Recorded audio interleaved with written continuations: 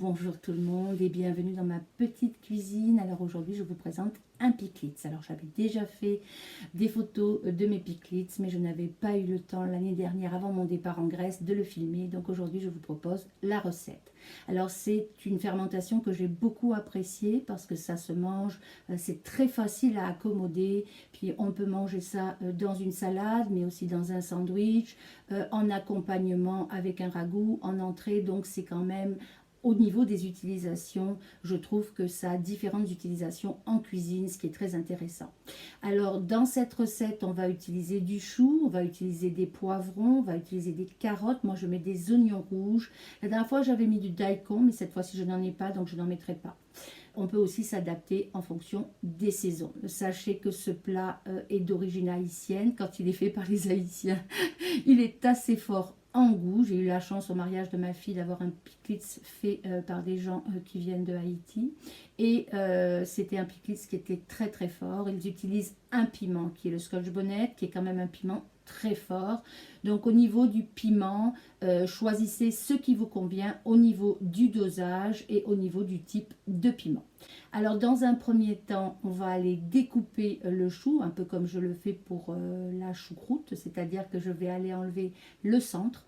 Le centre, je vais le garder et je vais l'utiliser par exemple pour une soupe. Ou je pourrais aller le déshydrater si j'en avais plusieurs. Et je vais aller débiter mon chou au robot. Alors sachez que par tradition, au niveau de Haïti, il est découpé à la main et que c'est fort beau de voir cette découpe très fine qui est faite. Alors nous allons commencer tout de suite, préparer tous les légumes, les nettoyer, les découper et ensuite nous irons faire un salage à hauteur de 2% du poids total de tous nos légumes. Alors commençons.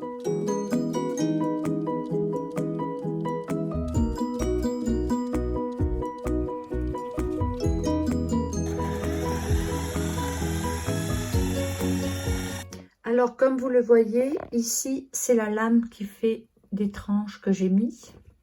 Alors si vous mettez une carotte, bien sûr ça marche pas, ça va vous donner carotte tranchée. Donc on mettra l'autre pour râper. Mais pour le chou, ça donne un très bon résultat, voyez. Voilà, donc ça va faire tout mon chou. Alors on a changé de place parce qu'il y a foot aujourd'hui et beaucoup trop de bruit dans mon salon puisque mon salon est contigu à ma cuisine. Alors je suis passée ici dans ma petite cuisine expérimentale. Alors comme vous voyez, j'ai tout découpé. Je peux pas attendre sinon je vais prendre du retard. Et je vais aller mettre mon sel. Alors moi c'est un sel en flocons que j'ai ramené de Grèce. Alors ici il y a 51 grammes de sel que je vais aller mettre.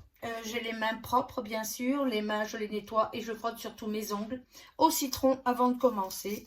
Et là je vais aller mettre le sel dans ma préparation. Alors comme vous voyez le chou quand même domine, mais il y a quand même des carottes, des poivrons et des oignons.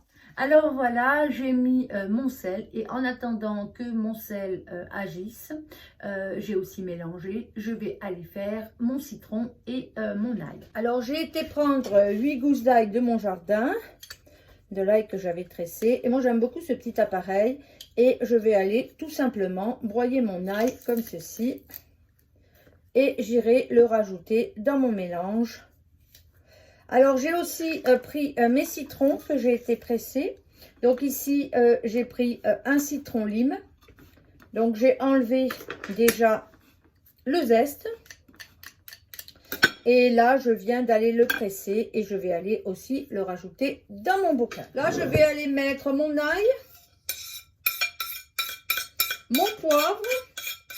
Alors, en général, je mets du poivre des dunes parce que j'aime ça et du poivre de Madagascar.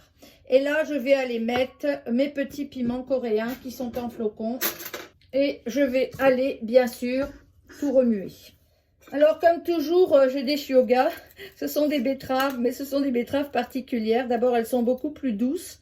Elles sont moins terreuses. Elles sont plus sucrées. J'aime beaucoup le rendu qu'elles font dans les pots. Vous devez commencer à les connaître dans mes pots de fermentation. Elles permettent de créer de la beauté. Donc, je vais aller faire des petites tranches de shioga qui vont me permettre de décorer mon pot. Et là, je vais aller tout simplement remplir mon pot. Voilà. Alors, l'un des premiers principes en fermentation, c'est que on tasse. Alors, je vois beaucoup de gens qui font des demi-pots comme ça, pas tassés, ça marche pas. En fermentation, on tasse. Donc, je vais aller prendre mon pilon pour aller prendre sa main, mais ici mon bocal il est quand même à petite bouche. Ben, il n'est pas grosse ouverture, donc voilà. Et là, je vais tasser. Alors, vous voyez que quand je tasse, ça fait remonter de l'eau. Voilà. Donc là, je vais tasser. Alors, vous voyez, j'ai fait mes décorations. Alors là, je vais les laisser entières parce que j'ai pas beaucoup de temps aujourd'hui et je vais juste aller les placer comme ceci. Donc, ce sera une décoration très basique. Souvent, je les trouve. Mais j'en ai 2 autres à faire. Donc, on tasse et on recommence. C'est assez répétitif. Et on voit qu'on a beaucoup de jus. C'est ça qui est important parce qu'à la fin, tout va être submergé. Alors, arrivé en haut, qu'est-ce que je vais faire? Ben, comme d'habitude, je vais faire la fermeture. On monte jusqu'en haut. Et tout est submergé. Donc là, voilà, ça va être très simple pour cela. Très basique. Alors, on voit qu'on a énormément de jus, hein, vous le voyez, mais c'est toujours le cas avec le chou. Voilà. Donc là, vous voyez, j'ai énormément de jus. Alors, je vais en remettre un peu parce que là, j'ai trop de jus. Je verrai après. Et là, je tasse. Alors, vous allez dire, je me répète. Oui, quand on apprend... on répète. Alors moi, je garde toujours les feuilles au départ. Puis je garde des feuilles qui sont belles, qui ne sont pas touchées. Là, je vais aller la mettre dessus. Puis je vais lui donner exactement la forme. Alors ça, j'adore faire ça. Alors, je vais vous expliquer pourquoi. Ce qui est intéressant, c'est que après, quand je consomme mon pot, cette feuille-là, je la garde. Et je referme à chaque fois mon pot avec cette feuille-là. Au fur et à mesure que mon pot descend, ma feuille descend aussi. Quand mon pot, il est trop bas, je change de pot. Alors voilà, là je suis en haut. Alors comme vous voyez, ils sont à des étages différents. Donc là j'ai fini, j'ai mis ma feuille sur le dessus que j'ai coupé. Et là je vais aller mettre un pois. Donc par exemple si je vais prendre un pois comme ceci, qui est un pois en verre. Il sort de mon lave-vaisselle, je vais quand même aller le rincer. Et je vais aller le mettre dessus ma feuille. Voilà. Et là, je fais remonter le jus au-dessus, comme toujours. Et je vais aller mettre mon bouchon. Alors ici, quand j'ai des pots maçons, j'ai des bouchons comme ceci. Ce sont des bouchons qui respirent tout seuls. Ils viennent avec un petit joint à l'intérieur. Et ils sont vraiment de longue durée. Je les ai depuis très longtemps. Quand les souris ne vous mangent pas le dessus, parce que ça m'est arrivé.